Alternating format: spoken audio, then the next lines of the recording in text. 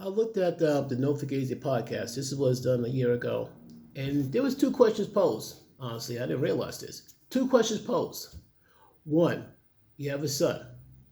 He's like in his late 20s, close to 30. He's about to get married. He had to choose between two women. Now, mind you, his son is very successful, doctor, lawyer, engineer.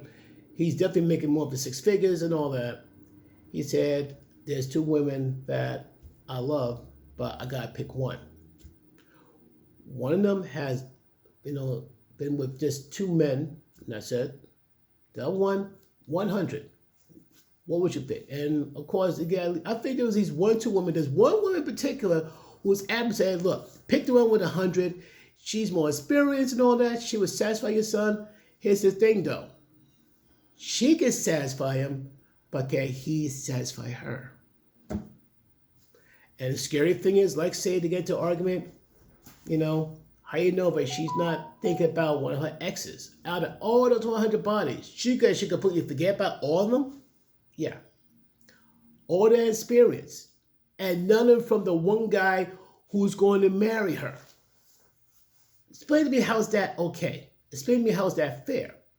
All the experience for the other man. So basically, not just experiences, what about trauma, heartbreak, drama?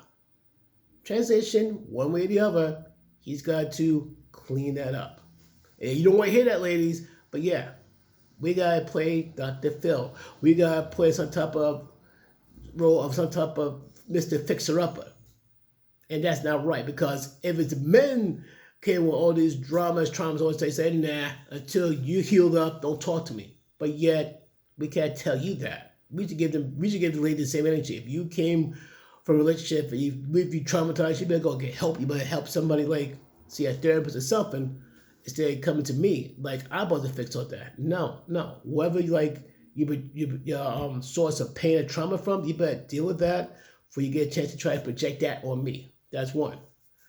Two, there's a study that there's multiple studies that the more bodies that women have, the less likely she wants to stay faithful. And studies shows like women have like about 5 or 6 bodies. Past 5 or 6 bodies, the probability of having a successful marriage would drop. Like say, if you're just a virgin, the chances of being faithful is going to drop. Even you're a virgin, the chances of having a successful marriage is 80%. Straight up virgin. You get married, you're a virgin, wedding night, the chance of a successful marriage is 80%. Like I said before, you could be a virgin, but your heart, spirit, and soul is not good. I mean, you're very mean, entitled, what have you not. You probably get up to the first bad dude there is because he moves and acts a certain way. But if you have 5 bodies or 6 bodies, it's going to drop a certain percentage. Now, do the math from there. When I said 100, that chances of a person staying faithful is not looking good. Don't get me wrong, there are exceptions where if a woman decides to give her life to Jesus, and on top of that, seeks some type of therapy to, okay, why did I did all these 100 bodies? Why am I attracted to this person, that person during this time? Really like work on yourself to see a therapist and really give your life to Christ. Then I see her being married and living a long, successful marriage. Yes. The second question is like, which is more attractive to a man? To a woman who lives with her parents, a woman who's a strong, independent woman. Here's one conundrum. Don't get me wrong. There's nothing wrong with a strong, independent woman. That meaning that she lives on her own, does things on her own, which is great. But life-stating woman is very career-driven. She's all about the career and all that stuff.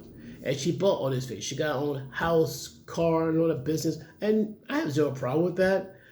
But if she don't bring in that feminine energy, that nurturing energy, that one thing that those factors that will attract a man, it's like the dude's like dealing with another dude. I'm sorry. Men are attracted to feminine energy, not masculine energy. Plain and simple.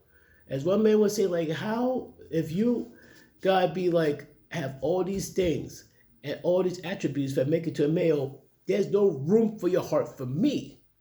Like I said, this is me not hating on a woman who's successful. I mean, any woman who's like goes out there, go to college, has a successful career and all that, I say good on you. But if you're focusing more like, about me, and not about like, me, and not like on your potential husband, how you gonna get a husband? You don't leave no room in your heart for him to occupy a space in there. So what do you think, folks? I can provide a link for No Fugazee. I think it's a pretty wild subject, and you know how someone, this one woman in particular, prefer her son to go with a woman with 100 body count, which I strongly disagree. I'm sorry. If that was my son, I say no. Go with a woman with 3 body count. Just make sure her heart, spirit, and soul is good. If it's not, walk away. So what do you think, folks? What's your thoughts on that? Leave your thoughts and opinions in the comments down below. Peace.